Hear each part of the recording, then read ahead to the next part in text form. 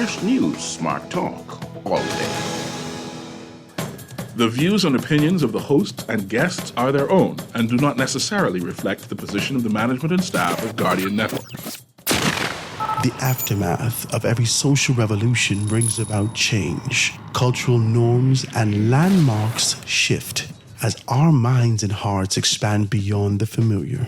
To everything, there is a season and a time to every purpose in the land of the living.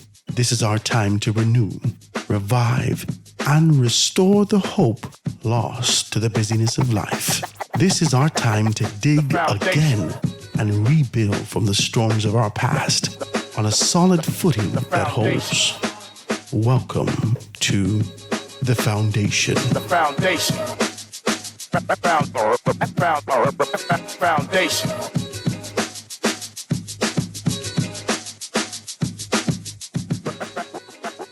The Foundation with Hart Grant is brought to you by Alive, Bountiful Bones, Burger King, Commonwealth Bank, ESC Distributors Limited, Grand Bahama News, the IAAF, World Relays Bahamas, and Wendy's. The Foundation. Good afternoon, ladies and gentlemen. 96.9 FM radio, Howard Grant in your company, The Foundation. It is a beautiful, beautiful, beautiful Monday morning, April 15, 2024, live and in full effect. It's Monday afternoon. I hope you guys are doing good. I hope you had a beautiful weekend. I know a tremendous amount of things went down for the weekend. Oh, man, we're going to talk about these things.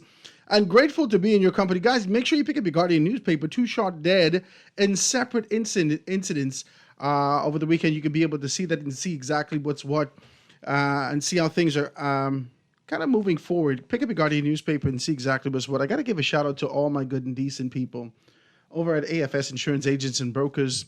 They got everything laid out for you. Make sure you go and check them out, all right? Whether you're in the market for your insurance for your taxis, your jitneys, your SDs, make sure you do that. They got in-house financing. I always tell you that they are my good and decent people. As soon as I beg somebody for some plates, we're going down there to get those things. They get those things taken care of. Give them a call, 341-1AFS, 341-1AFS. They can take very good care of you. They're open from Monday to Saturday. Monday to Saturday, they got everything in there. On Saturday, they open from 9 a.m. to 2. So make sure you go in there. If you're one of these persons that you got to call them, you got to see them in advance, you can do that. They're all over social media. Or if you go there, they're open, like I said, until Saturdays. Also, I got to shout out to my good, decent people over at Da Vinci's. Right? Da Vinci's Innovators Printage. They got everything laid out for you if you're in the market for someone to do your graphics. If you are kind of dabbling in your mind with how you can start this book, whether or not you can be able to do that, who's going to print it for you, all these things will be taken care of. If you need some envelopes for your pastor seed offering, talk to me. So if you need all of those things, you can do that. Da Vinci's got everything laid out for you. I have to let you know that because when you walk in there, it's right on the side of the road in the Village Road Shopping Plaza, right there. Right on the side of the bank. You can walk right inside. It is state-of-the-art, clean, accessible, all those trinkets that you want for that person that's going to be celebrating a birthday. You can be able to go in there and get that nice stocking stuffers and whatnot.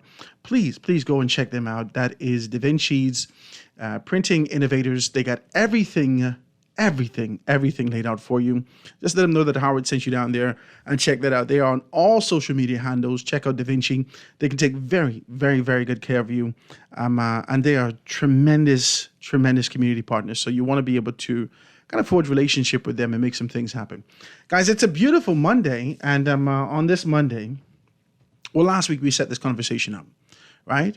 And whilst I do, appreciate the fact that we have access to all these particular persons who have a tremendous amount of things to do, we recognize and we're always open to make modifications to ensure that we can accommodate them accordingly. So we had to make modifications to have this conversation today, and I'm grateful. In no better way to start off the week than to start it off in controversy. No, I'm just joking.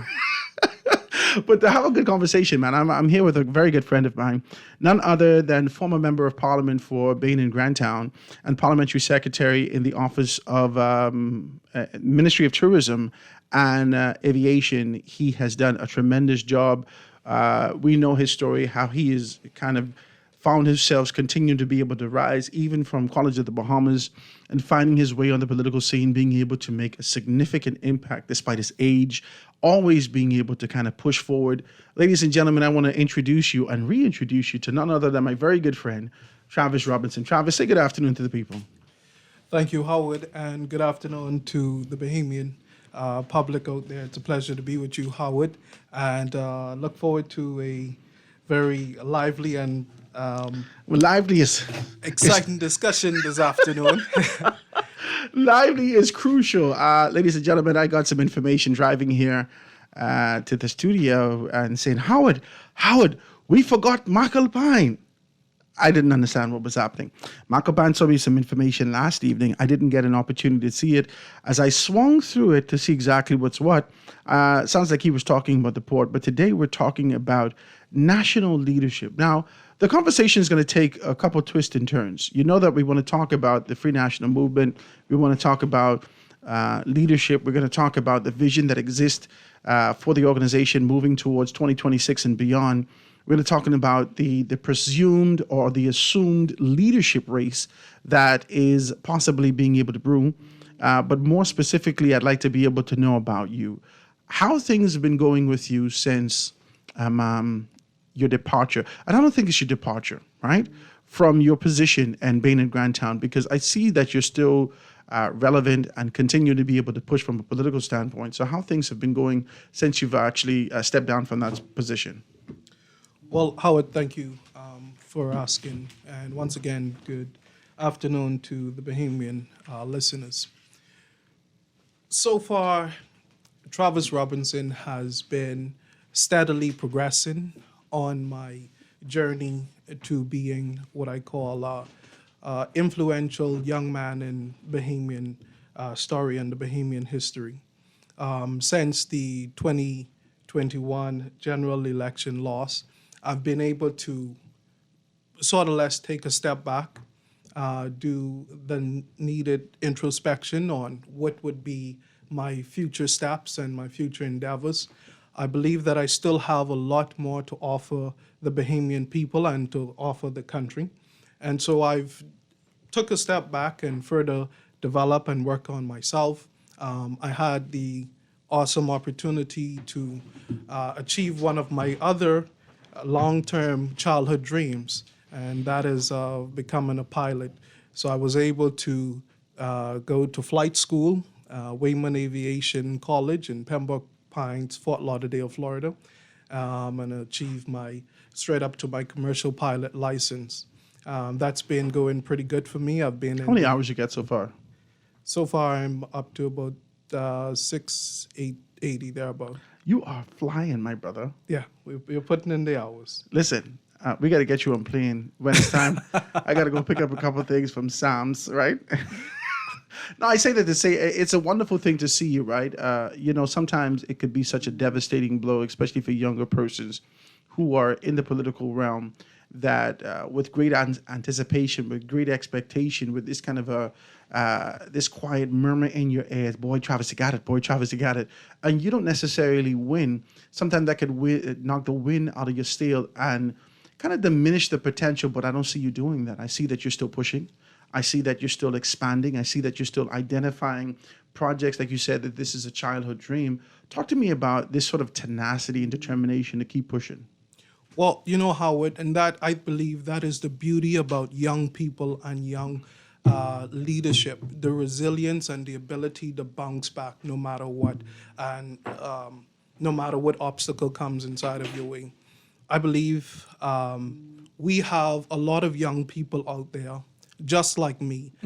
I've had the opportunity, as you mentioned, to serve in the Honorable House of Assembly, thanks to the good people of Bain and Grandstown who afforded me that opportunity, along with the Free National Movement, who saw it necessary to give a young person like myself an opportunity to stand on a national platform and to be able to put forward ideas from a generation who also have a stake in this country that we have come to know and love.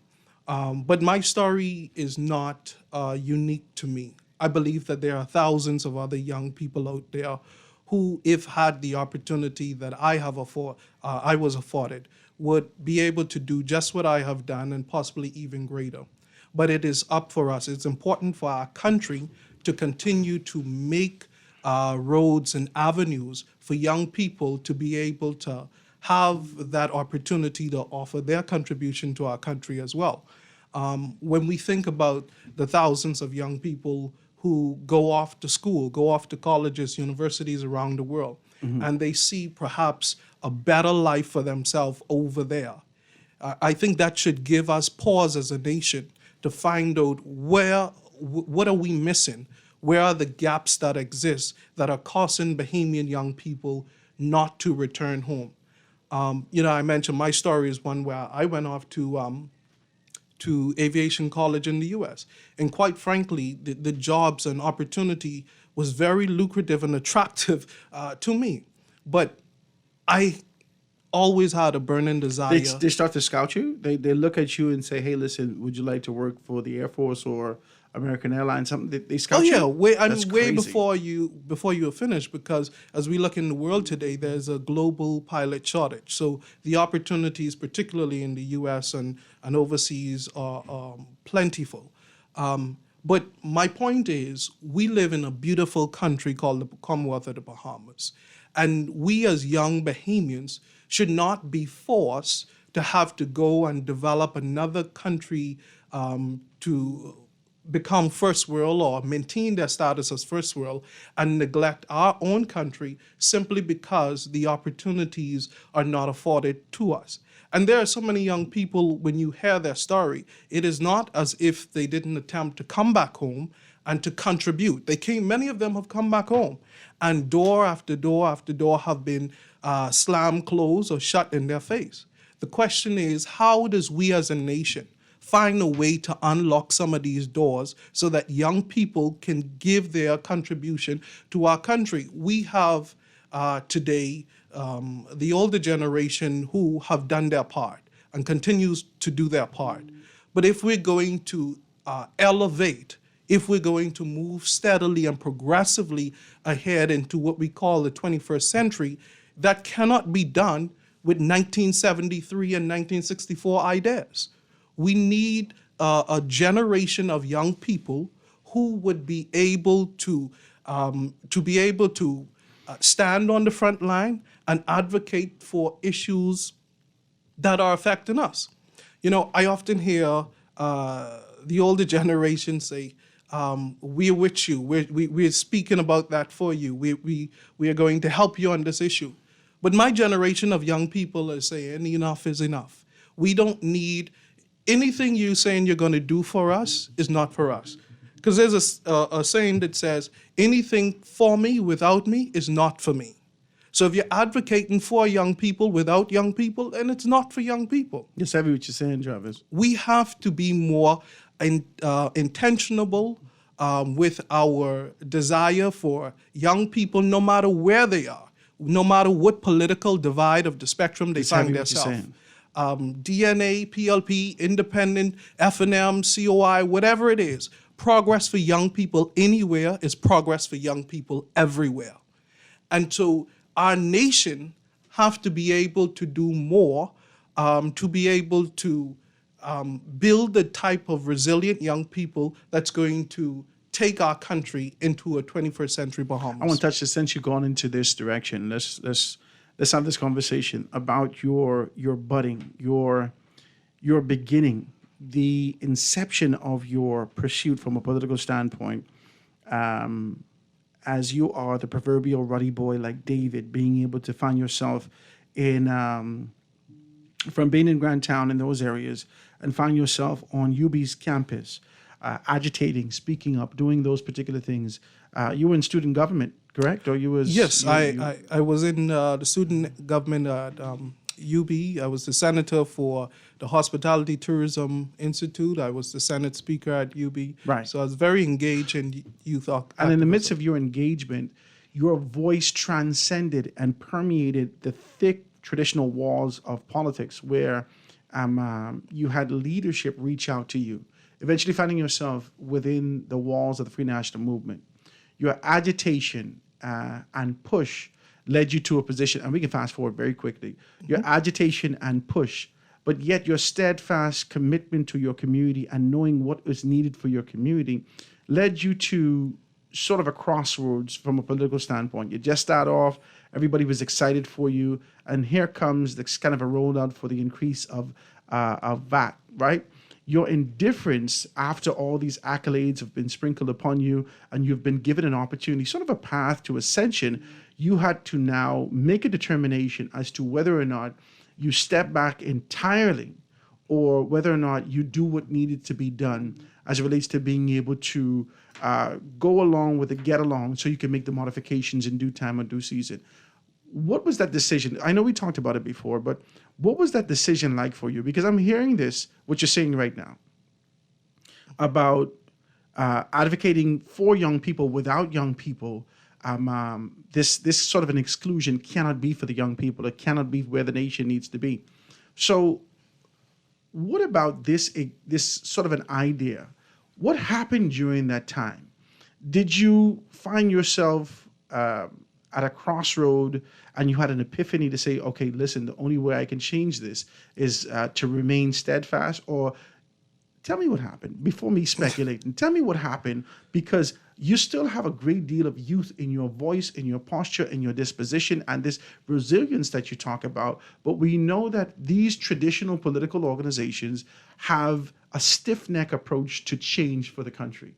How can you contrast the two? Where is there a happy medium for growth and development in the country? Talk to me about it.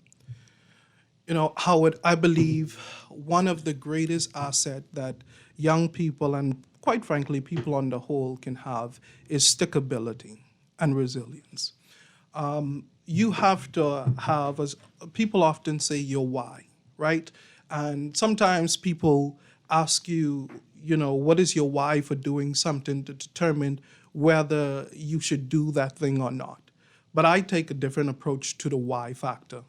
I don't use my why to determine whether I should do something. I use my why as a source of motivation for when I have already done that thing and I buck up to hard times or I have to overcome an obstacle, I go back to my why, and my why keeps me going no matter what.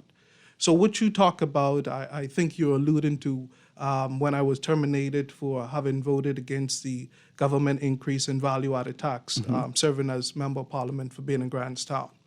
Again, I went back to my why, because in that moment of compromise, that moment of being shaken to my roots as to what is going to be the next step, going back to my commitment that I made to the people of my community, that I will stand up and I will speak for you and I will fight for you no matter the cost. I held resiliently to that. I pride my mom and my grandmother, who played an integral role in my upbringing, and taught me the value and the virtue of your word being your bond. And I knew that there was no money enough or position enough that will cause me to shrink my commitment and my word to the people who have given me such an awesome privilege to serve them.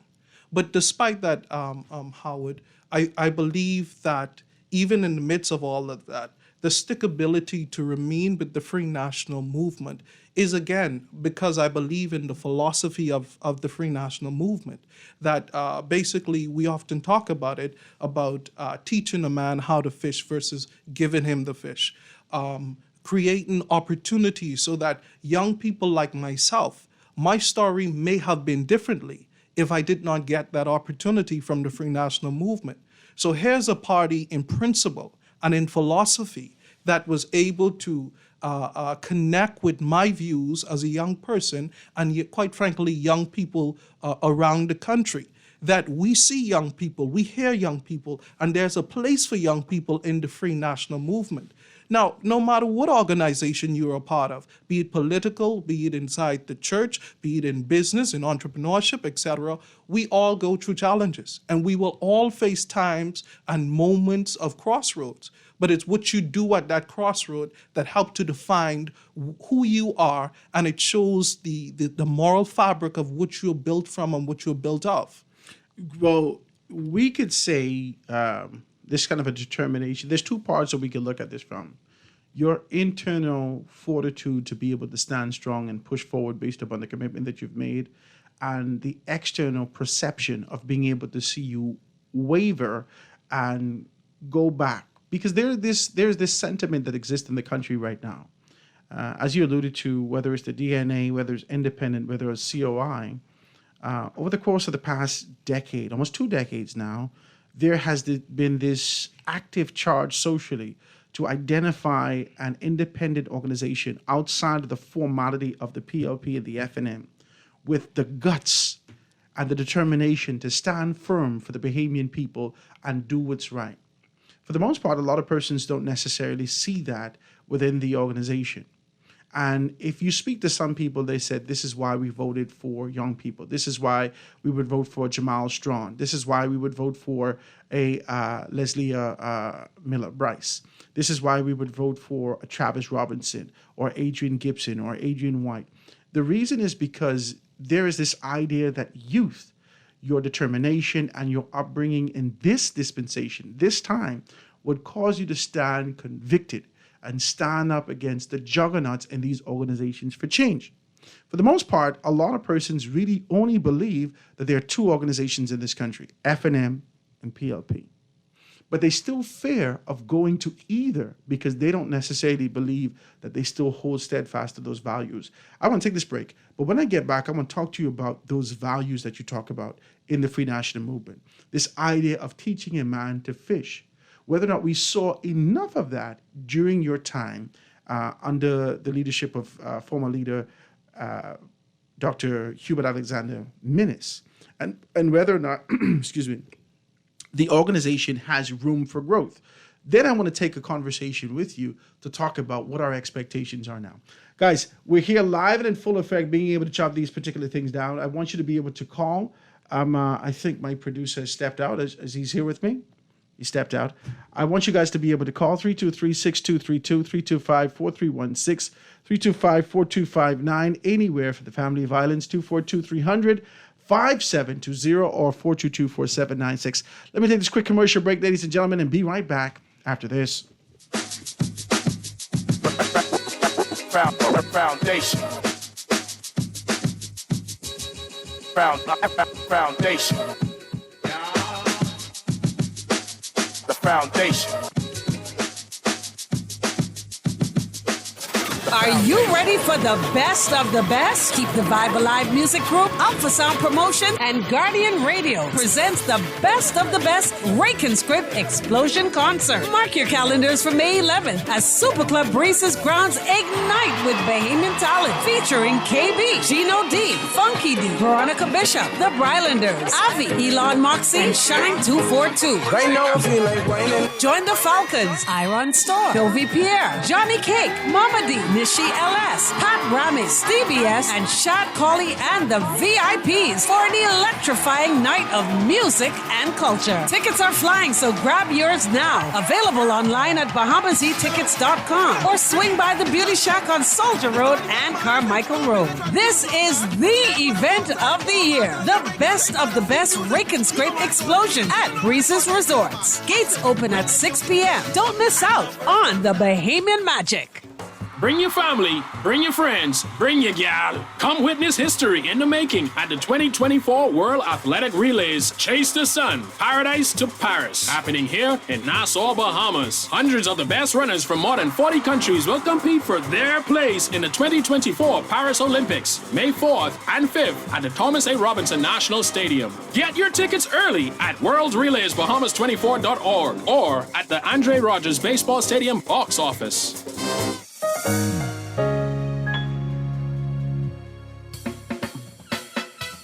Do you have uncontrollable debt? Are you ready to make that move to Fidelity for a stress-free future? These loans have a built-in savings plan that pays you unbeatable interest. Ask about our debt consolidation loans today. Call 356-7764. Fidelity, we're good for you. Start your day off with a mouth-watering deal. Available only at Wendy's. Introducing our new weekday breakfast deal that gives you a choice between 3 delicious items for just $3. You heard right. Monday through Thursday mornings, you get a choice between our Bakery Bliss Croissant, Breakfast Baconator, or a 3-piece pancake meal. Each only $3. Stop by your nearest Wendy's today. Better mornings always start at Wendy's. Foundation. Foundation. And we are back, ladies and gentlemen, 96.9 FM radio. Howard Grant, your company, The Foundation, here, talking with none other than Travis Robinson, being able to talk about some stuff. When we left off, we started to talk about being able to see some things in the organization. When we left off, we started to talk about the Free National Movement and your commitment, your why. To the people of Bahamian Grandtown, your why. To the Bahamian people at large, in terms of your tenacity, your experience, your desire, your vision for entering politics, your why has remained committed and steadfast to the people of Bahamian Grandtown and to the people of the Bahamas from a larger perspective. Now you start to talk more specifically, because I wanted to know how this why to the people of Bahamian Grandtown in politics attached to the Free National Movement. There has been enough being said socially and enough pushback to see youth and tenacity in your position take a stance against the traditional political melee, right? The traditional political fray and how things have happened in days of old.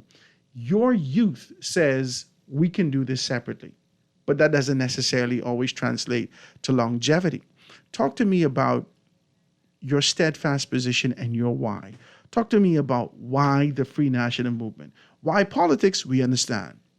Legislative transformation, so forth and so on, access, opportunity, leadership. Why the FNM? Talk to me about that. Well, Howard, quite frankly, like I mentioned earlier, if I can basically put it like this, the FNM would have said to me, Travis, we see the work that you're doing inside the community. And this is leadership at the time talking to me. We see the work that you're doing in the community. We believe in the work that you're doing in the community, and we want to help you build on that. They said that, Travis, I'm a firm believer that after you would have worked hard and you've done well, and you walk through the door of opportunity, you don't close that door shut. You reach back and you give other young people an opportunity to walk through the door that made you successful. And that's what I want to do with you. Basically, that's what the Free National Movement said to me. So they give me an opportunity to walk through a door that have made others who have come up among the ranks. When you look at former torchbearer presidents like the Carl Bethel and the likes, who would have ascended through the party and made significant contributions in their own right. When you look at all of the other young people inside the Free National Movement who have been gradually making steady progress in leadership throughout the organization, I see a party that I can believe in the context of not just from a physical standpoint, not just from theoretical, but in practical, right? These are not, the ideas and the principles are not just on paper. I can see them in live and living colors. So the organization, and then again, when you look at the time that I joined the party, when I was independent candidate in Bahamian Grandtown, I had an opportunity to sit down with leadership and talk about my vision and my plan for developing an inner city. And basically, they shared that that is the same thing they want to do as well in terms of inner city areas. And what came out of that, we saw where the FNM had basically the single largest investment in the inner city community in history. Mm-hmm. And I'm talking about the Over the Hill program. Now, individuals may have their view on what the program was and how successful or unsuccessful it had been. but the budgetary commitment of $5 million every budgetary year, which would have amounted to $25 million. The single largest investment, when we look at the tax-free zone that was tabled and passed, that made over-the-hill areas a tax-free zone. When we look at tax exemption for businesses inside the community, so the FNM did not just talk this story. We laid a foundation and made significant steps towards improving people in the over the hill areas. And so for me, that was and is my story and what I stand for and the area that God would have me to provide national service in. So when I look at the party and my community, that was the marriage that exists at the time and would cost for me to be able to marry both the organization and Bain and Grantstown together. So your why you found your crossroads and your why within the Free National Movement.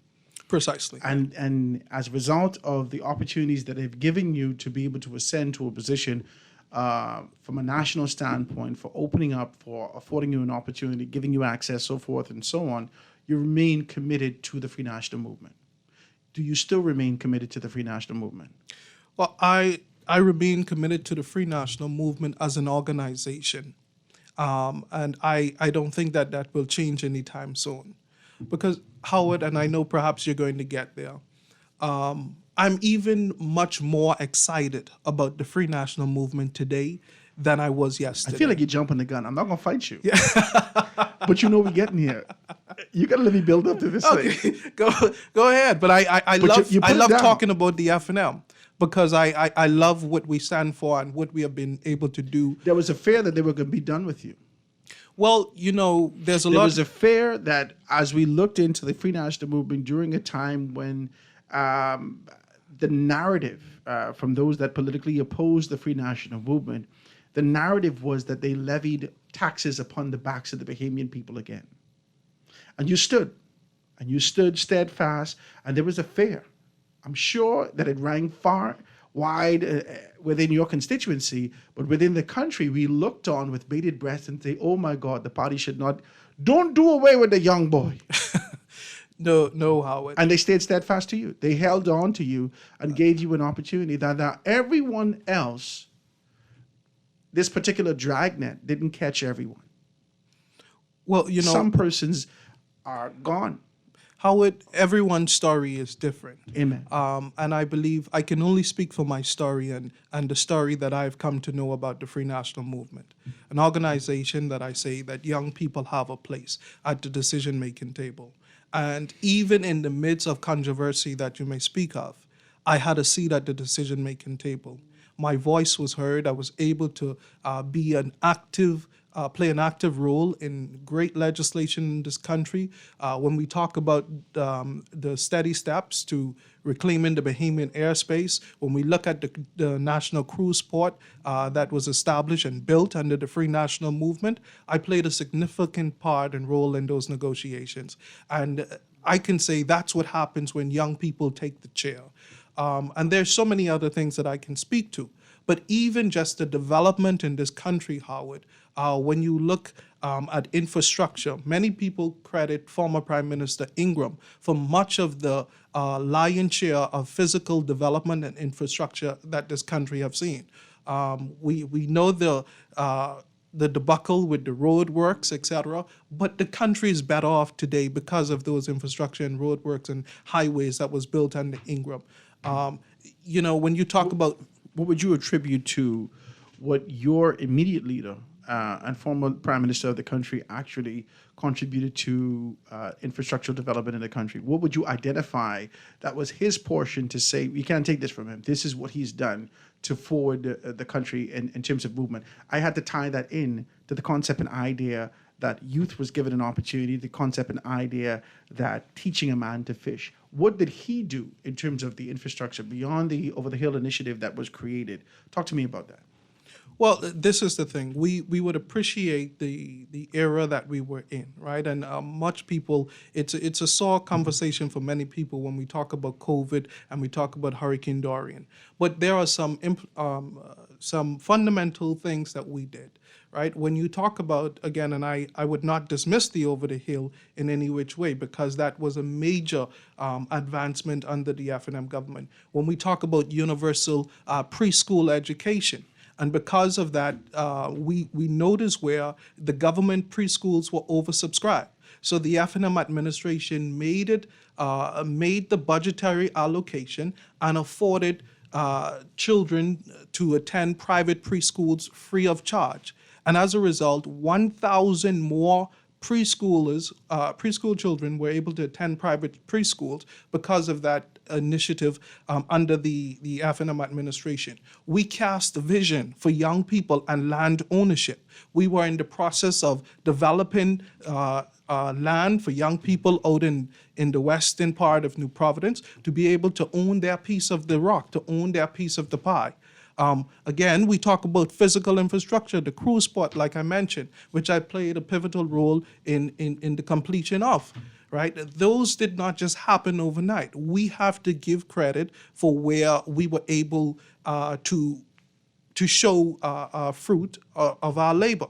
And matter of fact, if you talk about the cruise industry or tourism on the whole, we can boast of these large cruise ships coming into the port today because it was under the Ingram administration, the F&M, that dredged the harbor to allow for the Oasis-sized cruise ships to be able to come into the cruise port in the initial stages. Mm-hmm. So incrementally, the F&M have been making steady strides towards the national development of this country. Mm-hmm. You know, there's a couple of things that actually I won't be decent about and actually put on the table. I just want to have this conversation with you because we can get to the meat and potatoes after this. But I want to be able to set the ground and set the tone for the conversation. The Free National Movement, under the leadership of Dr. Minnis, indicated that there would be a significant inclusion. They indicated some what we identify as low-hanging fruit, right? 2 terms for Prime Minister, campaign finance reform, the strengthening of the freedom of information, and gave us an opportunity to be able to say that they're going to be transparent with the press secretariat and also being able to talk more specifically about creating a delivery unit. All these things were wonderful. Now, everything didn't go the way that the party articulated that it would go in terms of application, in terms of so forth and so on. I don't know if that was because of the twin pandemics, or I don't know whether or not they just didn't get to this on the agenda, right? So while I know that tourism is your forte as it relates to your proximity and being able to work closely with that, you're giving me strong indications of what has happened with the cruise board, what has happened from a touristic standpoint. But what really touched the Bahamian people is opportunities and equality for them. The Minnis administration came to the forefront with some property, and ownership is big for the Bahamian people.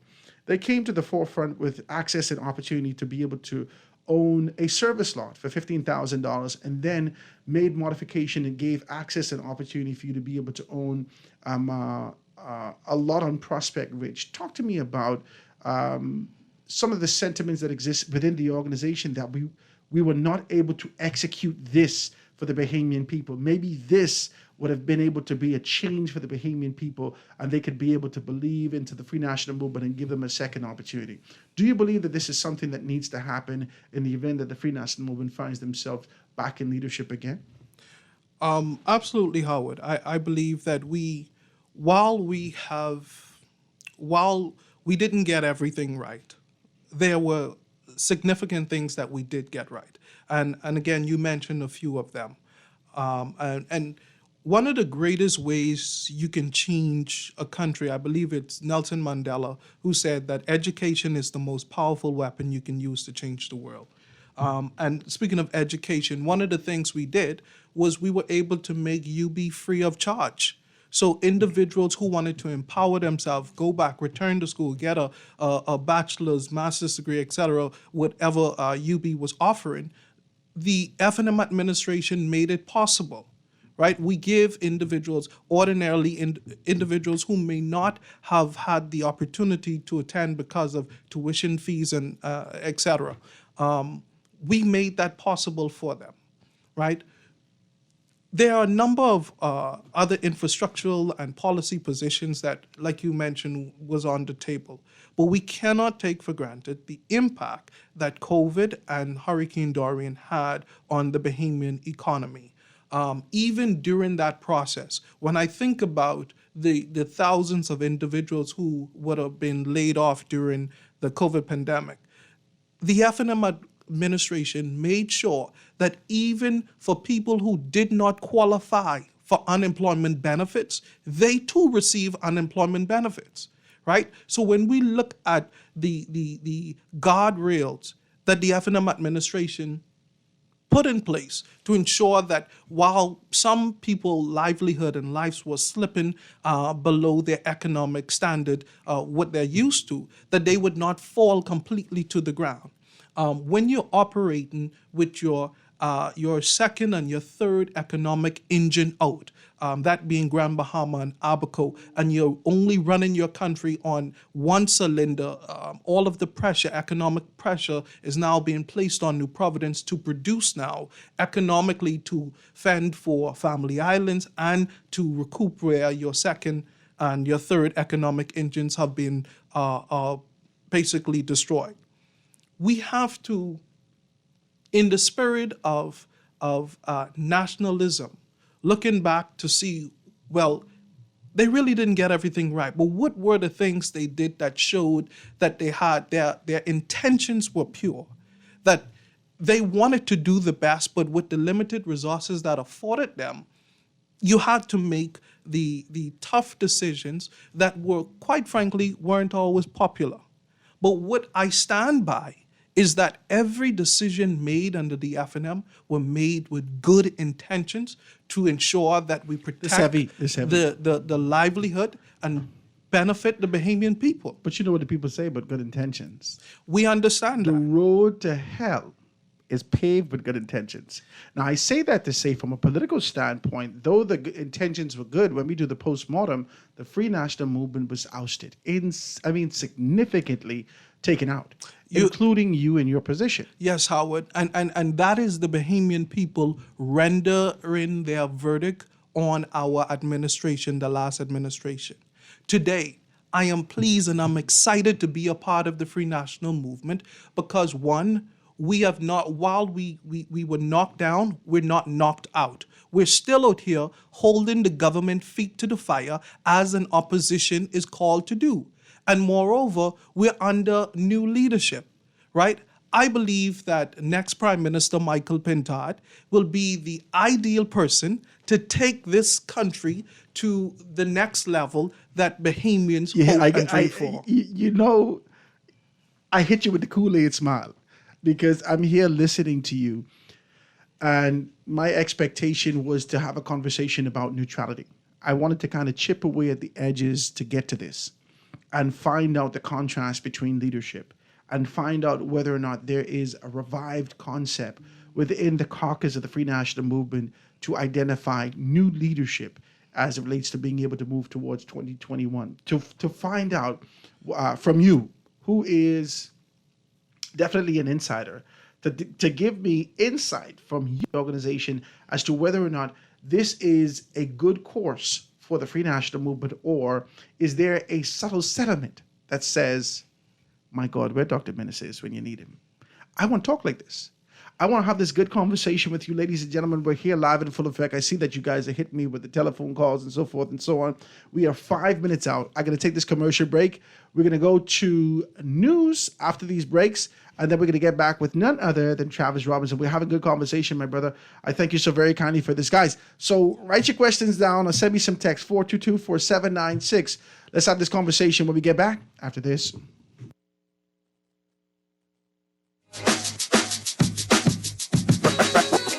Foundation. Foundation. The foundation. The foundation.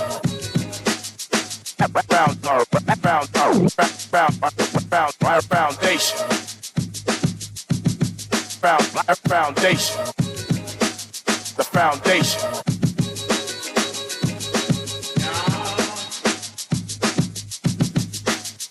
foundation.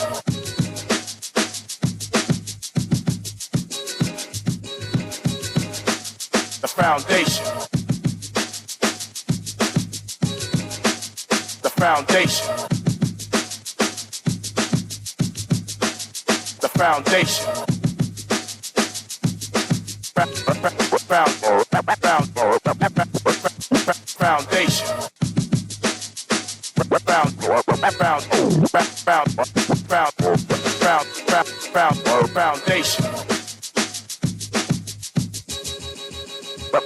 Foundation.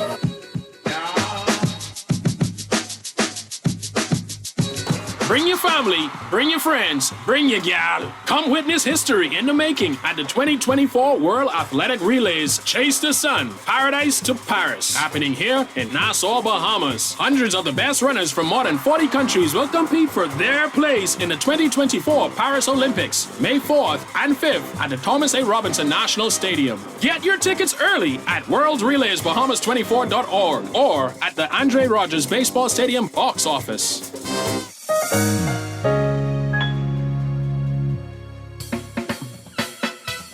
Do you have uncontrollable debt? Are you ready to make that move to Fidelity for a stress-free future?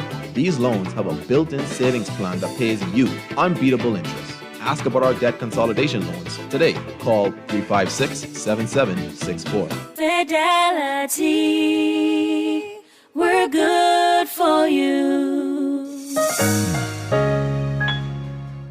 Are you ready for the best of the best? Keep the Vibe Alive Music Group, Alpha Sound Promotion, and Guardian Radio presents the best of the best Rake and Script Explosion Concert. Mark your calendars for May 11th as Super Club Breezes grounds ignite with Bahamian talent featuring KB, Gino D, Funky D, Veronica Bishop, The Brylanders, Avi, Elon Moxie, and Shine 242. Right now I feel like whining. Join the Falcons, Iron Store, Sylvie Pierre, Johnny Cake, Mama D, Nishi LS, Pat Ramis, Stevie S, and Shad Colley and the VIPs for an electrifying night of music and culture. Tickets are flying, so grab yours now. Available online at BahamasEtickets.com or swing by the Beauty Shack on Soldier Road and Carmichael Road. This is the event of the year. The best of the best Rake and Scrape Explosion at Breezes Resorts. Gates open at 6 p.m. Don't miss out on the Bahamian magic. Guardian Radio and the Foundation are on the move. Bahamas, this one's for you. SBT, Small Business Thursdays. Every Thursday, the Foundation with Howard Grant will highlight small businesses throughout the country, far and wide. Your products, services, prices, and personality. We want to hear it all. Get your 30 or 60-second advertisement heard on air at a fraction of the cost. We here at the Foundation understand the times and don't want you to be left behind. With Guardian Radio, you reach your specific demographic and it is unmatched.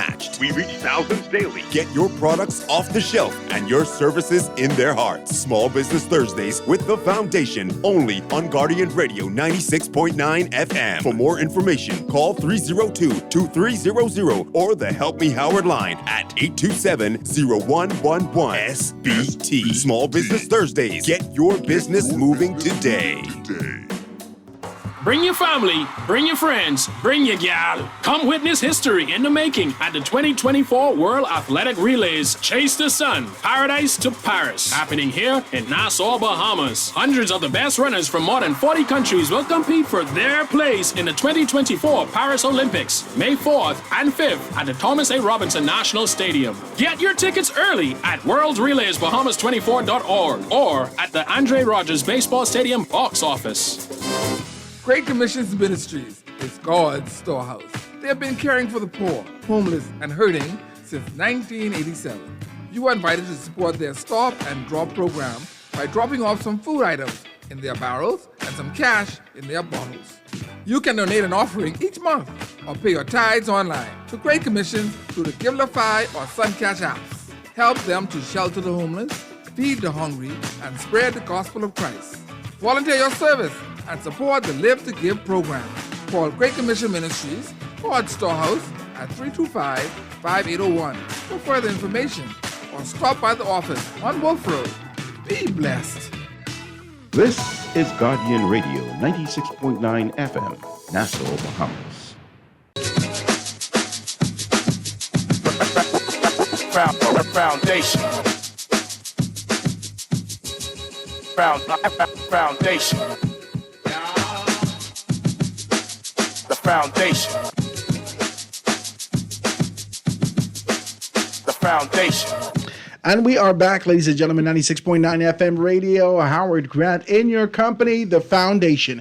Today is April 15th. We're here having great conversation with none other than a very good friend of mine, Travis Robinson, being able to sit here with us and talk to us very candidly, giving us transparency.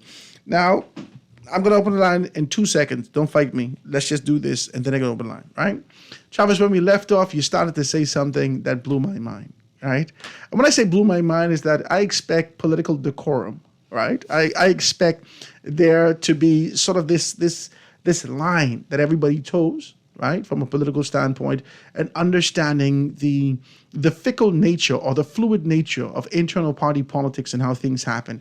I expected this you to teeter on this line very gently, and I'm just going to push you.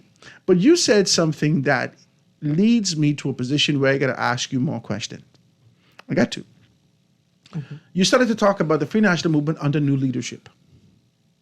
You didn't expand like we heard in 2000 and was it 2012, 13, something like that, when former Prime Minister Hubert Minnis would have said that the Ingram era is over. You didn't go into that expansion. You only indicated that the Free National Movement is under new leadership. You started to talk about invigoration and this sort of a revived concept of what we can see from the Free National Movement.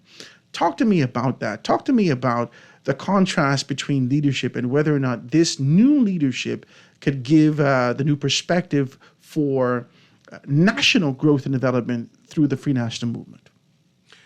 Yes, Howard, before the break, I simply mentioned that I'm even more excited to be a part of the Free National Movement today because of how we have been able to rebound and build back even better since our 2021 defeat. We have a new dynamic leader of Michael Pintard, next Prime Minister, if you ask me, who has been doing the work internally to get the Free National Movement to function on all 6 cylinders and be able to mount a dynamic cadre of leaders to present to the general public to lead this country forward into a 21st century Bahamas. Mm-hmm. I've had the privilege and honor having been elected by the council and delegates at the last convention as National Vice Chairman, and I've had the privilege to work with a number of constituency associations who are under my remit.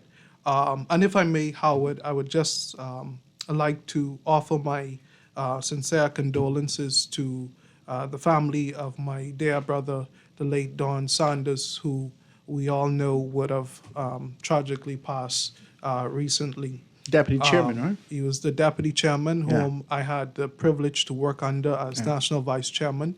In fact, this Wednesday at 6:30 p.m., we'll have a memorial at F&M headquarters for him. And he will be funeralized on Friday at St. Agnes.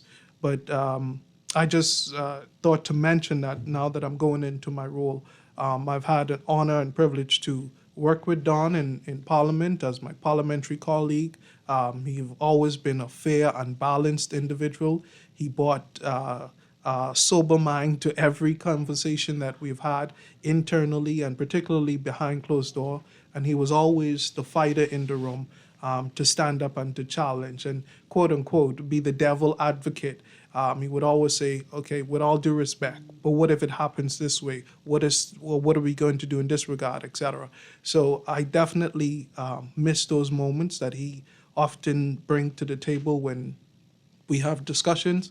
And I think he'll be missed by everyone within the Free National Movement. I agree with you. And definitely publicly. I agree with you. So I just wanted to put that out there. But continuing to my point about working as National Vice Chairman in the Free National Movement, I've had the opportunity to speak with constituency association chairmen and members of associations and travel through the Family Islands and hear concerns and be able to compile reports to be able to strengthen the organization. And I can tell you that the national internal delegate and council is excited for a Michael Pintard as our leader. He brings vision. He has been directing and delegating strategic assignments to individuals throughout the entire F&M organization, and everyone from the young straight up to the older generation have a role to play. And he's very inclusive. He is consultative, and he listens. And so I think that has boded well for him. Will this up to translate to him winning at the next convention? That's one. I just want to shoot straight because I got to get these lines. Yeah, well, let me make it very clear. I believe that Michael Pintard will emerge out of the convention as continuing as the leader of the Free National Movement, and he will go on to become the next Prime Minister of the Commonwealth of the Bahamas. Okay. Tell me about the sentiments that exist. There seems to be a line drawn in the sand. More, if I go by what I'm saying, because I got to be honest, if I go by what I'm hearing, the line is not 50-50. There seems to be an 80-20 split, where it sounds like, based upon the information that continues to come to me every day, it sounds like the majority of persons support Michael Pintard in comparison to the possibility of former Prime Minister Minnis returning as leader for the Free National Movement. For the most part, a lot of people would tell me in private who they support on one side or the other. I've heard a lot of persons say Michael Pintard. You're coming on national radio now and saying that you support Michael Pintard in his particular capacity to return as leader of the Free National Movement and being able to move in these particular steads. Now, do you believe that, hypothetically, if there is victory, that he can become the Prime Minister of the Commonwealth of the Bahamas? Howard, I believe that he will become the Prime Minister of the Commonwealth of the Bahamas. We are at a crucial time in our nation where people are looking for hope. People are tired of the same old rhetoric, doing the same dance over and over. I believe that if you look at Michael Pintard, even his story is one that I'm attracted to as a young politician in my journey. When I look at him having ran in Centerville against former Prime Minister Perry Christie's seat, when I look at him going up in Cat Island against Brave Davis, this is a man who is and was not scared of any fight. He went up against juggernauts in their own right. He didn't back down. And even though he was not successful in those areas, he kept on going. He was steadfast. So if those principles hold for him over his years, I'm excited to what he will bring and will continue to bring in the F&M and what he will bring to our nation. That he could have, quite frankly, given up after Centerville, given up after Cat Island. But he went on. He's a former party chairman. He went on to win Marco City twice. And not just win Marco City twice. In 2021, while every other F&M candidate lost votes, he was the only one that gained more votes in 2021 than he got in 2017 when the wave was with us. So this is a man, Michael Pintard, next Prime Minister, who understands politics, who understands people, and who does not show party colors when it comes to people livelihood and being able to offer service. Well, ladies and gentlemen, we're here. We have dropped the top on the conversation, and now we get into the guts of it, proverbially. And we can get into this, and I want you to be able to participate in that. 323-6232, 325-4316, 325-4259, anywhere for the family of islands, 242-300, 5720. Hit me up, 422-4796. I got a call on the line. Calling you on the line with us live. Go ahead. Yes, great show as usual, Howard. Thank you, my brother. Good afternoon to you and your guests. Good afternoon. Okay, I have 5 quick questions for your guests, right? And then I'll hang up. 1, what is your biggest regret in politics? 2, what would you have done differently? 3, are you running again? 4, what is the difference between Dr. Minnis and Michael Pintard's leadership, and which one, in your opinion, is better? And 5, this one is very, very serious, and it might get your guests in problems. Why Dr. Minnis and Michael Pintard can't get along? Mm-hmm. All right, thank you, my brother. One, what is your biggest regret? You got to hit me quick because I got a lot of calls. Biggest regret, Howard, I would go on record to say I have no regret. I think that I've done my best. I think that I'm proud of the work I did during my time. I think the people of Bain and Grandstown are proud of me, and everything that has happened has only made me stronger, taught me valuable lessons that I would not trade, and I think that it only gets better from here. The second one, I write down something different. What he asked something about different. What would I have done differently? Yeah. Again, I would not do anything necessarily differently because everything I did and the way I did it, whether right or wrong, taught me valuable lessons and important nuggets that I'm now taking with me and being a better servant of the people and better in my leadership capacity. Will you run again? I will be running again, and it is my intent to seek the nomination for the Fort Charlotte constituency. That's bananas that you said the whole thing today. Yes. You said, I will be running again, which was sufficient. Yes. But Fort Charlotte more specifically. I intend to seek the nomination for Fort We Charlotte. got deep conversations about this. Yeah. This is going to be a fight because in the event that Alfred Sayers decides to be able to continue to push through, this is a juggernaut. And you are moving towards seniority in your political there. So this is going to be a fight. We like to be able to see this. We like to see these particular things. All right. The contrast between Minnis and Pintard. This is a heavy question. The contrast in terms of leadership of what you would have seen under former Prime Minister Minnis in comparison to the years that you've served now over the past few years with leader of the Free National Movement, Michael Pintard.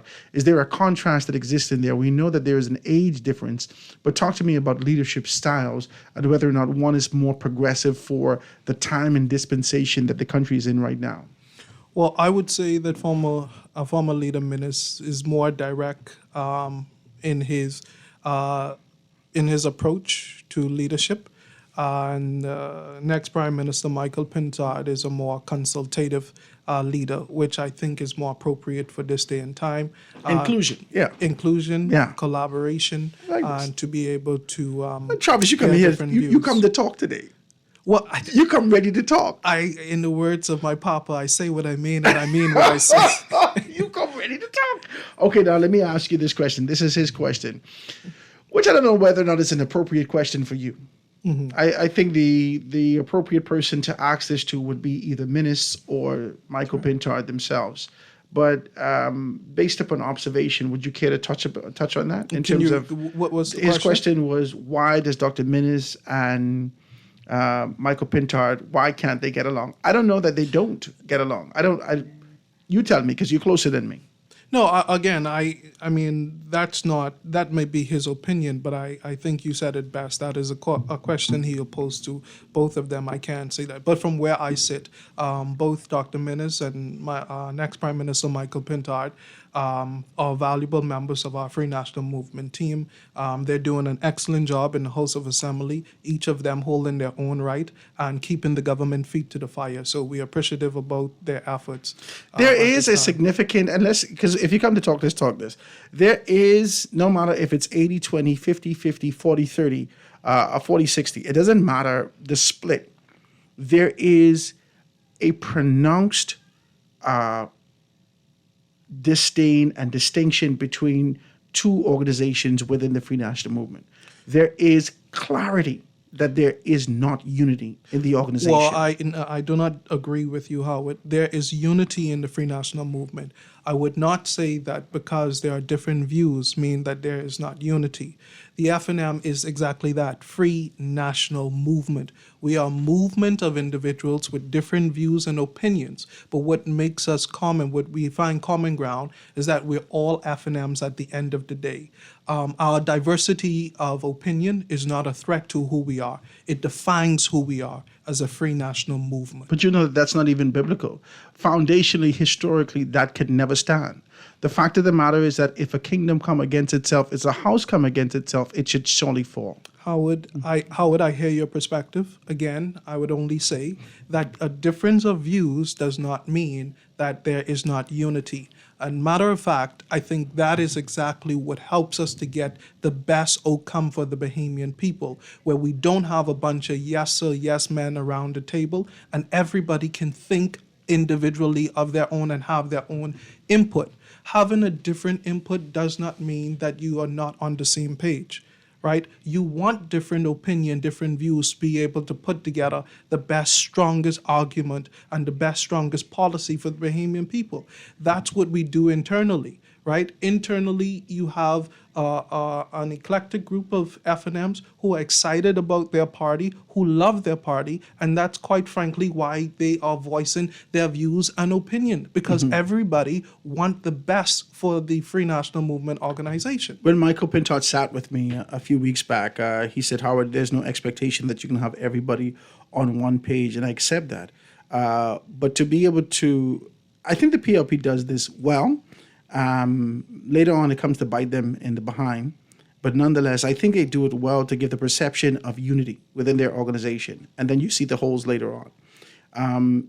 Is the Free National Movement moving towards even creating the perception of unity for the purposes of persons to be able to get on board? Because that's what I'm hearing socially. A lot of persons are saying, my God, if the Free National Movement could get it together, if ministers could just sit down, or if we could identify someone to be able to be steadfast in this position, why they don't go to this is the chatter that is coming to me. This is the chatter that's being charged socially about the fact that if you could find in the Free National Movement some level of being able to settle the dust, to settle the indifference, the perceived indifference, the difference that exists between leadership. If you can settle this, there is no doubt that people will run into the organization, support you, and find yourself victorious. Is this the Free National Movement working towards at least settling that dust?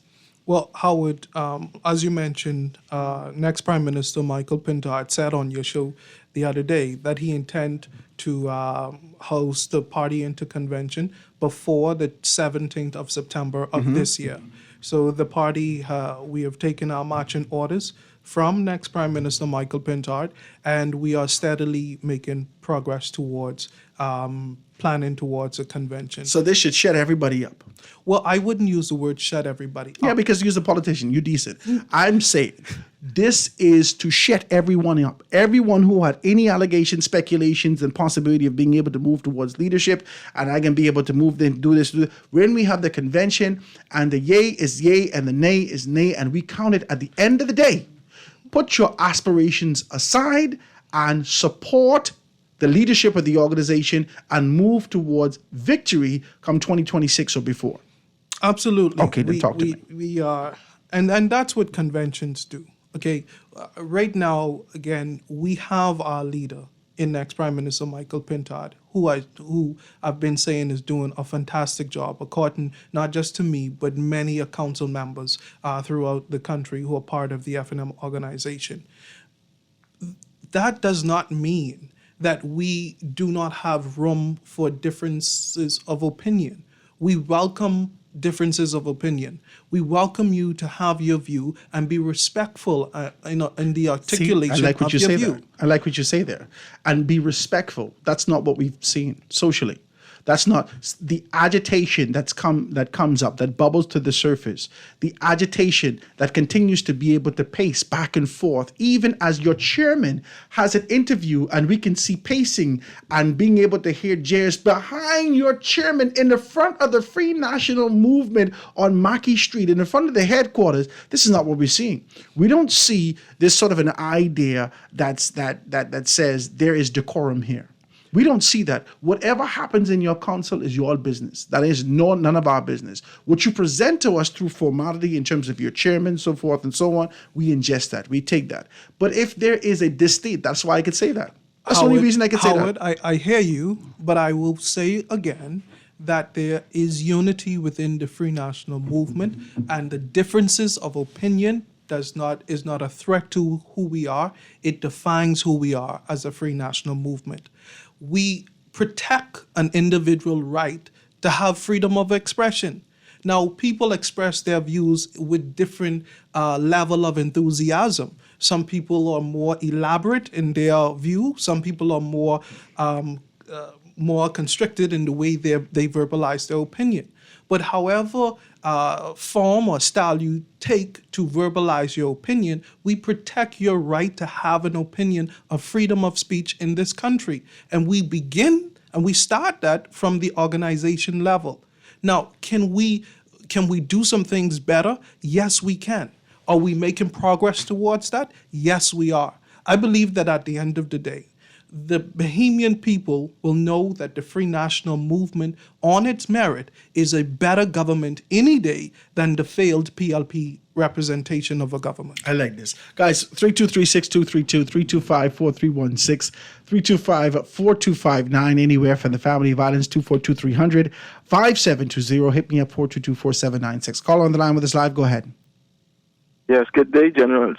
Good afternoon. How you doing, my brother? How you doing, Mr. Grant? How you doing, Robinson? All is well, man. Kareem Hanjel. I think it's very timely because I can add an independent perspective to this conversation in relations to what Mr. Howard is saying and what Mr. Robinson is saying. I'm not really a party political person. That's why I choose to be independent because, I feel like, looking at Mr. Robinson, I've always followed his career. You've always been an exceptional young man. I could say that you as a young man, you have really transcended and have become a beacon for a lot of young men. Mm-hmm. Because when I was your age, I'm 41 now. When I was your age, you couldn't find much young man doing what you're doing right now. And I think that in itself is admirable. And I think that in itself, you should not put yourself in a position to get control or to not be able to maximize your potential as a young man.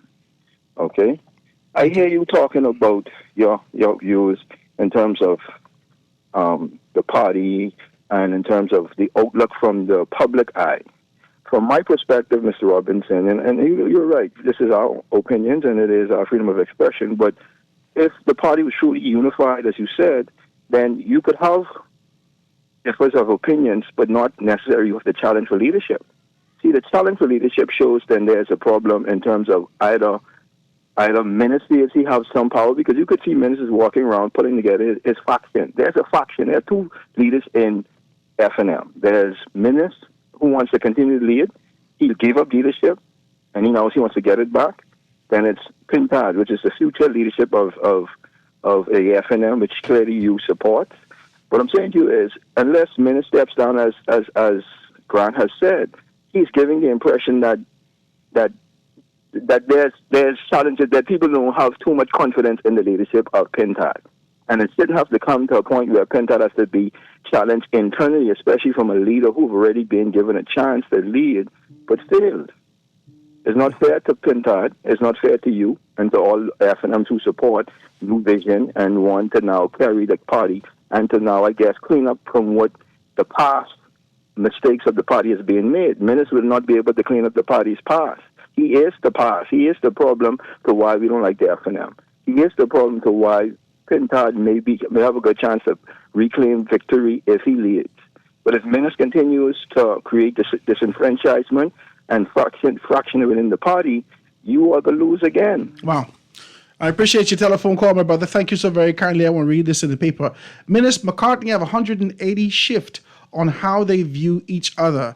And then also, this is in the paper today, guys. Minnis, I respect F&M leadership. I've had significant conversation with Dr. Hubert Alexander Minnis over the course of the past, several months more specifically. And every time he asked him the question, whether in public, whether in private, however I talked to him, I said, Minnis, what's your aspirations? Dr. Minnis, what's your aspirations? Well, what do you want to do? You trying to get back in there? Howard, there's no vacancy in the Free National Movement right now. I respect leadership of the organization, and until the time comes, there's no conversation about who's there. Michael Pintard is the leader, and we adhere to the leadership of Michael Pintard. That's what I've always heard from him. Yeah. He is not shaken on that and not moved on that. But that's not what those people who I know historically have supported him is saying. Right. Again, so Howard, we are an organization. And when the time comes, as you would have mentioned in the newspaper, former leader indicated that there is no vacancy in leadership in the Free National Movement at this time.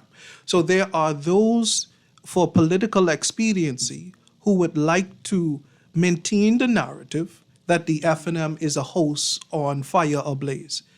I can tell you, as a national vice chairman of the party, that that is not the case.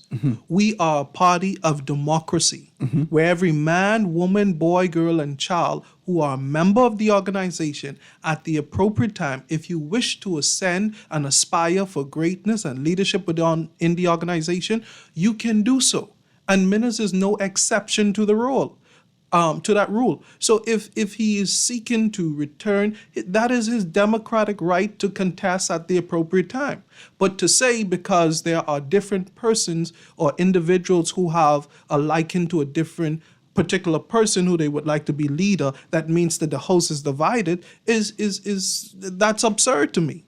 That is the basis upon which democracy exists. So if you ask me, democracy is alive in the Free National Movement. Freedom of expression is alive in the Free National Movement. And we are steadily making progress to building back better an organization that will render and present to the Bahamian people a unique, dynamic cadre of professionals from all cross-section of society that will look like the country that we want to represent and to be able to lead the Bahamian people to higher levels in terms of governance, transparency, democracy, and a better life for all Bahamians. I like what you're saying. I like how you remain consistent in these particular things. I know that there are, because your vantage point, your position, you have a panoramic view of what's happening within your organization. And you can say to me, and based upon the information I'm hearing, if everyone say, for the most part, we're supporting Michael Pintard, and you're saying to me, Howard, the House is unified, I just don't understand how, and I don't want to keep nagging on this, I just don't understand how we could translate the concept of democracy to lack of decorum. That's it. That's it. I think with every job that any of us have, if we get in at an entry level, we have a desire to be able to move up. But if the supervisor talking to you, you ain't saying, look, I come in for your job. There's no expectation for you to be able to have that, but you have these quiet aspirations because you want to grow. And because you want to grow in these organizations, you do your work, you keep your head down and move forward. All I'm saying, for the most part, the indecency that's spilling out into the public from those persons who have the label of the Free National Movement. I'm not saying that they're in the caucus or out the caucus, but those people who carry the label of the Free National Movement, I don't know whether or not I could just champion the fact that this is democracy, because with democracy, and the same thing with freedom of information, freedom of speech, there comes a responsibility. And the responsibility should be to the Constitution for the growth and development of the Bahamian people.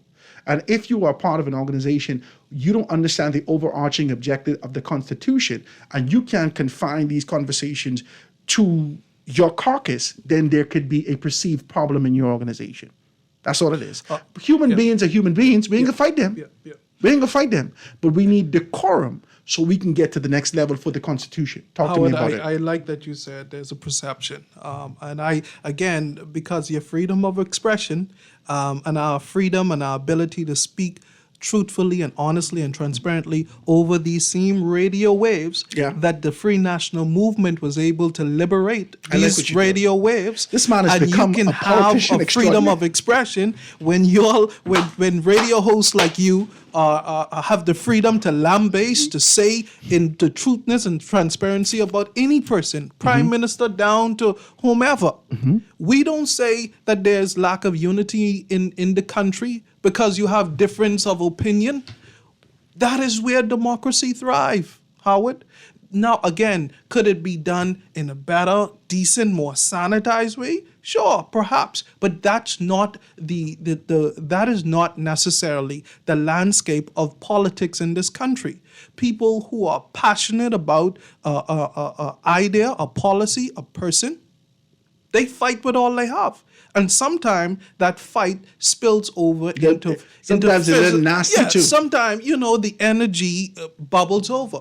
But we are not to conscrew or misinterpret individuals over excitement as a lack of unity. And I think it is my view. I think you make an excellent chairman. I think it is my view that that we should be able to see and hear these people for what they're bringing, listening to their message and not necessarily getting caught up in the messenger and their style of the message. I like this. Ladies and gentlemen, I'm thoroughly enjoying this, sitting with my very good friend, Travis Robinson, being able to do these things. I got a text here and says, Howard, I like how Travis is answering these questions. He don't even take a breath.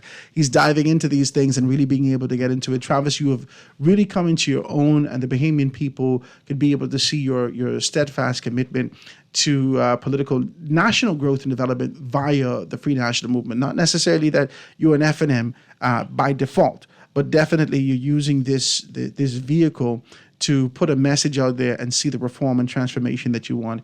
And I really do appreciate you being able to take the time out to talk with me like this. Let me take a next telephone call. Guys, the number is 323-6232, 325-4316, 325-4259, anywhere from the family of islands, 242-300-5720. Hit me up, 422-4796. Call on the line with us live. Go ahead. Yeah, good afternoon, Mr. Howard Grant. Hey, my brother, what's happening? And good afternoon to Travis. Good afternoon. Yeah, Travis, I know you from, you was a little boy. I think some of your siblings and your father them to Bimini Avenue. Yes. I just call him because I'm impressed with your idea, with your outlook as to freedom of expression and explaining to the Bahamian people what true democracy really is, right? Even though democracy in the long run will turn to be hypocrisy because freedoms are being taken away. And everybody sat idly by, all the legal professions and everybody. And so, as far as Dr. Minnis is concerned, as far as the mutuality, which he didn't show the mutual respect for the Bahamian people during the pandemic, right? And so, I just wanted to comment on the fact of freedom of expression, which was withheld from the global masses, including health professionals with PhD and patents in biology, molecular biology, who were neglected and suppressed and whatever, and just downgraded and propagandized in order for the truth to reach out. So this is what I'm saying is, so you could imagine that. So even in human rights organizations and all, et cetera, about human rights from the United Nations and all of that, all of these things are farces, man. That's what I'm trying. When people will wake up and see that where the world is headed, when you talk about rights, right? I think the United Nations has failed. The WHO has failed. Bless her, brother. Thank you, my brother. I do appreciate your telephone call. I have a couple people on here. I got a couple texts, guys. Please send me a text, 422-4796, 422-4796. Let's see if we can be able to get this. Howard, I noticed how Travis doesn't want to give Minnis credit for the amount of work that was accomplished because the people know if the Prime Minister doesn't sign off, then nothing is happening. In addition, Travis should consider him lucky to run because there are many young people who are not given the opportunity to serve in the House of Assembly, who I believe are more credible than him. There's a text coming through, Travis, don't fight me. Nothing personal. It's just that the truth based on my vantage point, FNM Outlook, bright, shining youngsters for Travis. Then they say the show seems biased because I'm not reading these particular things. Talk to me about that, Travis.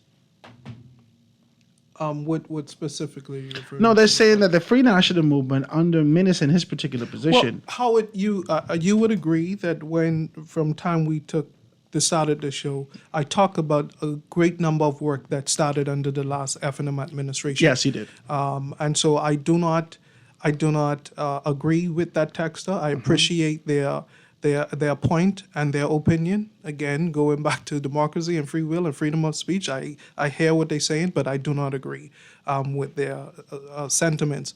I think we talk ad nausea about the plethora of work that has been done under the last administration, directly under the FNM administration, and that is what's been able to help catapult us to where we are today. We are simply saying that next Prime Minister Michael Pintard is in the chair, and we are moving forward to offer the Bahamian people a new dynamic cadre of individuals who would be able to get the job done and finish the work that we have started. Howard, I have always agreed philosophically with the ideas of the Free National Movement and have always supported the party. I am now 64 years old, coming out of the belly of the PLP, having been born and bred in Cat Island. However, if Dr. Minnis is returned to the leadership of my party, you just tell me you come on the PLP, anyway, of my party, this is confusing, right? If Dr. Minnis is returned to the leadership of my party, for the first time in my adult life, I am prepared to vote against my party.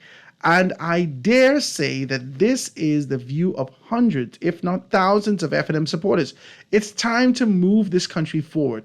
It's really good hearing a young Travis Robinson. Looking forward to hearing more from him and hope that you continue playing a more meaningful role in the development of the nation. This is Texas coming through. Is that the sentiment that you hear for the most part? If Minnis is returned to the position of leadership, then I'm going to be stepping back. I'm not going to support. Is that what you're hearing? Howard, let me make something clear here, though. Let's not just try to. I don't want to seem as if we are throwing Minnis to the side. Yeah. He is a valuable player of the Free National Movement. In fact, again, he is a former prime minister. He's a sitting member of parliament, and he continues to offer great contribution to parliament today and holding the PLP feet to the fire. Yes. There is a significant role for him to play. And I believe that in time he will play his role, because I do not agree that that he does not love the Free National Movement like any of us. I think all of us are part of this organization because we love this organization and believe that the F&M is the best vehicle for the Bahamian people and to take our country forward. So I just want to say that because it's important for us to understand that though there are times and seasons, and everyone have a time and season that go and come, the work and those whose shoulders we stand on ought not to be forgotten. So he is one of the individuals that we build upon, coming off of the legacy of Cecil Wallace Whitfield and former leader Tommy Turnquest and all of our other former leaders. And now we have next Prime Minister Michael Pintard, who the baton has now been passed on to. We as an organization, we're standing with Michael Pintard. He has been doing a great job. He continues to lead our party dynamically. And we can only look forward, and I think the Bahamian people have yet to see the true manner and leadership of next Prime Minister Michael Pintard. Travis, I just want to say this before we go to a commercial break. You have been extraordinarily graceful today. You have been. You have, and this is from Howard Grant. There's no text. I believe, because I've known you over the years, you and I always speak, and I've always given you encouragement to continue to be able to push forward. You have blossomed into a truly impressive leadership characteristics and qualities for the next dispensation of leaders in the country. I think I could hear empathy. Man, it seems like I'm campaigning for you. I need to calm down, right? I'm doing way too much. But I could hear empathy from you. And I said this, and this is the reason why I call certain names. This is the reason I call Jamal name, because this is what I see in the next dispensation of leaders in this country. Jamal Shawn is my very good friend also, right? So I say that to say, when I listen to you and contrast to your introduction to politics and sort of the shaky approach that you've had, you used to use a squeak in your voice sometimes, and then you found your strength.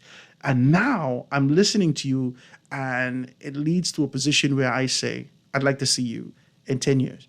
I'd like to see you in 15 years. I'd like to see you in 20 years, God spare life, and what that would blossom into for you. Let me read this text. It says, today, Travis has won me over to vote and support the Free National Movement like I did back in 2017. I did not vote for the Free National Movement. I did not vote in 2021. Not that I didn't vote for the Free National Movement. I did not vote in 2021. Howard, have him on again. This is the text that's coming through. It says, great show as usual. Travis, really good. He answered the questions without a pause, right? This is a text that's coming through for you. Somebody's text and says, very impressed with his growth and maturity of Travis. This is the text that's coming through, right? Did you tell him the text? Right. Let me take a telephone call before we go to break. Call on the line with the side. Go ahead. Caller on the line with us live, go ahead. Next caller. Caller on the line with us live, go ahead. Thank you for holding, go ahead. How are you doing? All is well, what you say? I'm okay. Mr. Robinson, Yes, ma'am. you doing okay? I'm doing fantastic. All right. Did a wonderful job of being in Grantstown. Thank you. Thank you. Okay. What is the show about? I don't want to jump to conclusion. No, we're talking with So Travis. lovely. We're talking about the political landscape, of what our expectations could be as we move towards 2026. He said that he's vying for, he wants to be able to put his hat forward again and possibly looking at Fort Charlotte, and that he supports the leadership of Michael Pintard in the position that he's taking. And we hope to be able to see Michael Pintard as leader and Prime Minister. All right. Sounds good. But what? You moving from being in Grantstown? And so Fort Charlotte?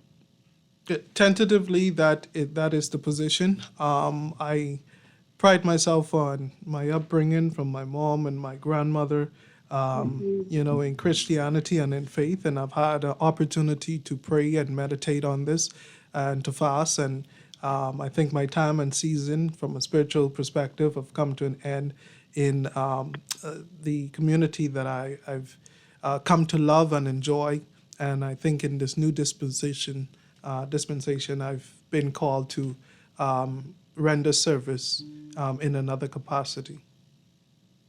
All right, no problem. Anyhow, just one cent, Howard. I don't want to stay too long. I just want to give my intake, right? Go ahead. And coming into this general election, okay? Mr. Robinson, you can't come half-stepping. You got to come strong, okay? You got to come different. You got to come, you got to come whole. You can't come halfway. You can't come peeping. You got to just show yourself for who you are, okay? Because this year, this time around, I don't know, boy. Tell you the truth. The PLP is messing up quite a lot. But the Bahamian people get to the point where you try to figure out who do you trust, okay? Who, because just come saying one thing and then when you get there, it's something different. Am I right so far, Howard? Yeah, you're right. I like this. Go ahead. I'm not going to fight you. You know what I mean? So, to be honest, man, we got to come. I support Michael Pintard. I'll go on record to say so, okay? If she better come out and say so, because I've been accused anyway, okay? And to be frank, Howard, that's okay. Howard, You said Chief, I come out and say so. Okay, go ahead. Because to be frank, like I tell you, Howard, and you misunderstood me when I tell you, ain't no one person is going to get no second term. You start naming off Hubert Ingham and Perry, the former. Yeah, I remember this conversation. I said, what about... They got their 2 term, but when was that? No one here, no 2 term, no more, no time soon. You hear me? We're going to try them all out. Okay, we're going to give Mr. Pintard an opportunity. And if he don't do right, he gone. If Mr. Robinson will step in his shoes for the next term, he get that opportunity. And if he don't do right, he gone. Okay? My God. Because Bahamian people looking for a new frontier. Okay? I like this. As the Linden Finland say, we looking for man. We come on, man. I can use this as a campaign slogan. I like this. Come whole. I like this. Come whole. Bad, how things is bad. My God. We to the point where now only if you wearing a particular shirt you notice, you recognize, and you able to survive.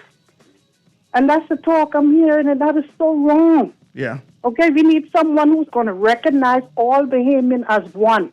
So our children could decide to get their education and build this country instead of going over to build Uncle Tom's country. Howard, we in some serious mess. Wow. So we got to come strong, come whole, come right. Don't come half-stepping. Okay, Mr. Robinson? I can write all this Thank down. you. Come strong, Okay. come whole, come Bye-bye. right. I can see you later. Quick commercial break, ladies and gentlemen. I can see you when we get right back after this.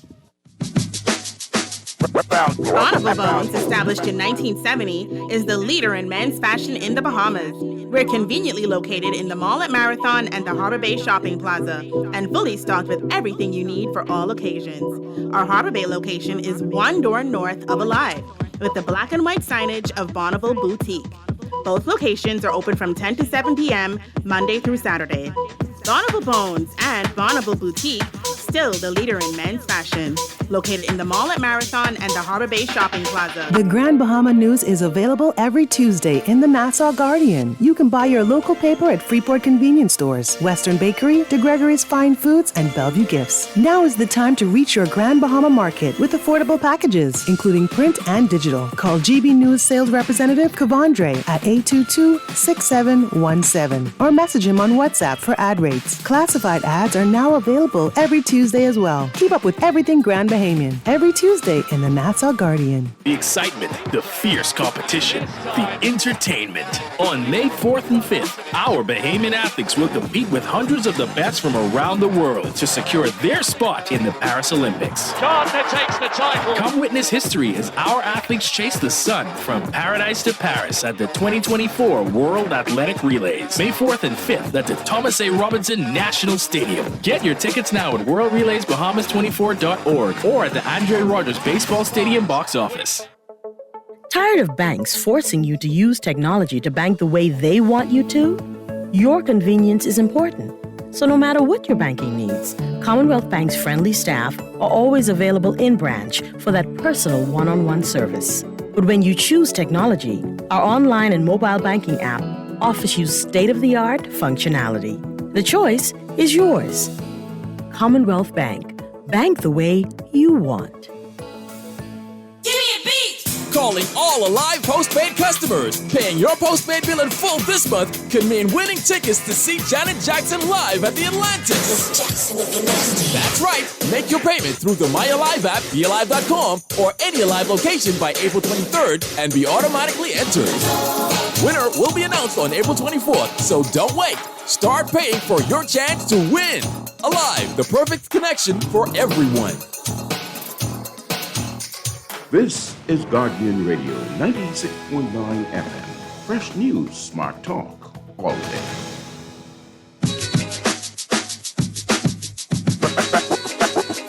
Foundation. Foundation.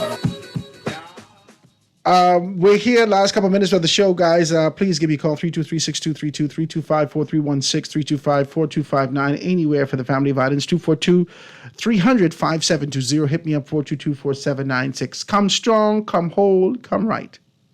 My God. That got to be the campaign slogan for 2026. Come strong, come whole, come right. Guys, I got to give you 30 seconds because I got a tremendous amount of text here. So you got to be very quick with me. Producer, we're not going over a minute. Go ahead, caller.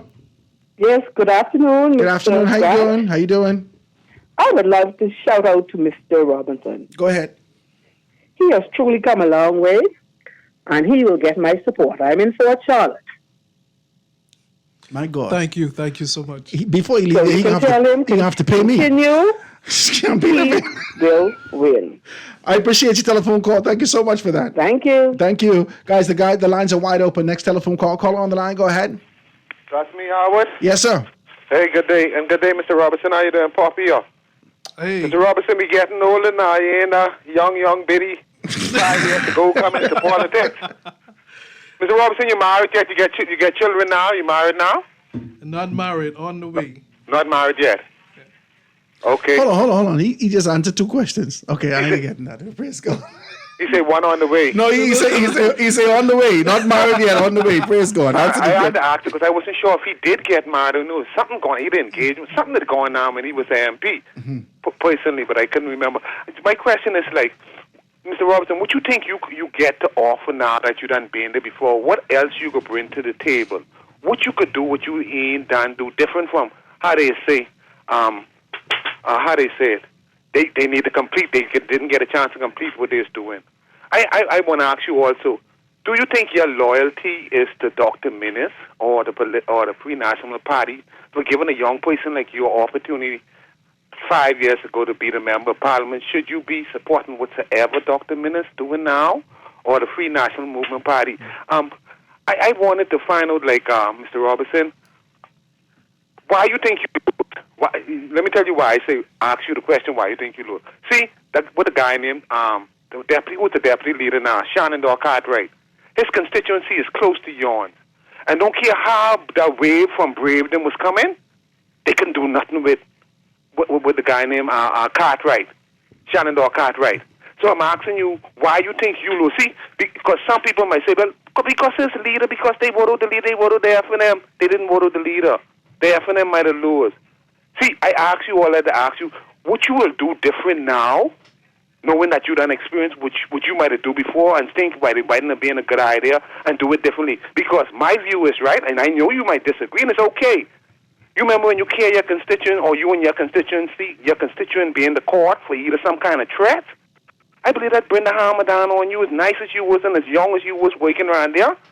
I feel like as an MP or representative, I got to try my best to don't get no confusion with these constituents. Let him answer. Let him answer. Not to call the police for them or go in the court. Let him answer, Popo. Let him answer, Popo. A couple questions. Thanks. No problem. Don't bite me out with that. No, I ain't gonna fight you, right? Let him answer. Let him because you need a couple of seconds. Go ahead. Well, let me just, Papa, thank you for your question. I appreciate your view in this democracy. Let me just say that I fully support next Prime Minister Michael Pintard, who I believe will lead this country to higher heights with his new cadre of individuals who he will present to the Bahamian public. I think I have, as it relates to Baintown, I am proud of the work I have done in the constituency of Bain and Grantstown, and I believe that the people of Bain and Grantstown are equally proud of the work that I have done. Quite frankly, this is politics. In politics, there's no guarantee. You could only do your best and hope that your best is good enough. For me, my life is a journey. And I will not allow any one particular obstacle to define the rest of my life. And neither should you. I believe that we have an opportunity to continue to offer service to the Bahamian people, no matter the cost, no matter how difficult the road may get. The work we have done in Bain and Grantstown, I believe that we've went above and beyond. We continue to do so even after not being in office. And let me say, man, I love the people of Bain and Grantstown. They have been a tremendous support and strength to me, and I appreciate each and every one of them. But in this political arena, theirs is their vote. One man, one vote. And I appreciate and I respect the outcome of the general election. That has given me encouragement, that has given me strength to move on, to perhaps have my internal reflection on how do I pivot. But everything that has happened, as I mentioned earlier, has given me strength, it has given me poise, and it has grounded me. Just heavy. Because the steps of a good man are ordered, no matter where you perceive those steps to be. Absolutely. The steps of a good man is ordered by God. Absolutely. And even if it takes you through tribulation, it is strengthening you to get to the objective that you've been called for. Absolutely. I just wanted to say that. I mean, because I want to read some of these texts. It says, I'm very impressed with Robinson. Awesome show, Howard. Good afternoon, Howard. Greetings to the one and the favorite library patrons, Travis Robinson. Always proud of you, my dear, and congratulations on your latest accomplishments. Continue to stay focused and be the young man that God has created you to be. There's a text that's coming through. So it says, Howard, your guest tried, but the FNM, for the FNM ministers and Brandville need no to go rest their petrified bones. Let the youngster run this now. There's no vision. People are lost in the sauce. Pintard seems like another puppet. Make me feel like PLP FNM is one. This is a lot, right? But I appreciate your text. It says, Howard, Travis has really grown. I'm excited listening to him. I wish him all the best. This is text is coming through. So it says, Howard, this is Sparky, a PLP. I'm very impressed with Travis and his speech growth. Hope him all the best. Just hope he don't BS us in 2022. There's a text that comes right. So it says, great show as usual. Tell the producer, play the song, Who Do You Run To? Right? Who do you run to? I guess that's what they want to be able to hear. It says, Faith and Grammy ain't going to put with this time, all I hear last time was silence once the papers were signed. I don't know what that means, right? That's a text is coming through. It says, talk about a breath of fresh air, Mr. Robinson. Hallelujah. This is a text is coming through. I'm telling you, man, the sentiments. It says, I am so impressed with Mr. Robinson. Great job. This is a text is coming through. It says, every former MP ran again after they shouldn't have. Bahamian Politics 101. Every former PM, Prime Minister, after they shouldn't run again. This is a text that's coming through, right? So it says, this is not a talk show. This is an F&M campaigning show. Ladies and gentlemen, that's the show today. I want to thank you so very kindly for being able to tune in with us today. I want to thank you for your telephone calls. Thank you for your texts. Thank you for your contribution. Travis, thank you for your heart. Thank you for your transparency. Thank you for the access to have those kind of conversations with the Bahamian people. You heard from Fort Charlotte. You heard from Free National Movement members. You heard from the Bahamian public. They love your sentiment. You got to be able to remain vulnerable. That's important. You got to be able to have at least a pinch of vulnerability that people could see your heart beyond the rhythm of politics, beyond the culture of politics, to be able to see the change that we're looking for. We want to encourage you, and we always have a space to sit with us here on the foundation, my brother. It's a very good conversation. I thank you for the opportunity to be able to do these things. We have so many more national issues to talk about. We had to kind of reintroduce this conversation. Yep. We look forward to you coming back again. Absolutely. Thank you, Howard. It was a pleasure being here. I appreciate the opportunity. And to the Bahamian people, I look forward with the Free National Movement once again in 2026 with Michael Pintard as our next Prime Minister. Ladies and gentlemen, if you haven't heard it once, twice, or three times in the interview, he ended up with that. Michael Pintard, the leader in 2026 and beyond. Ladies and gentlemen, thank you so very kindly for tuning in with us today. The foundation is here live and in full effect. Thank you to all the sponsors. Tomorrow, Tuesday, we'll see you here live in full effect right here on the foundation, Guardian Radio 96.9. Have a beautiful day. God spare.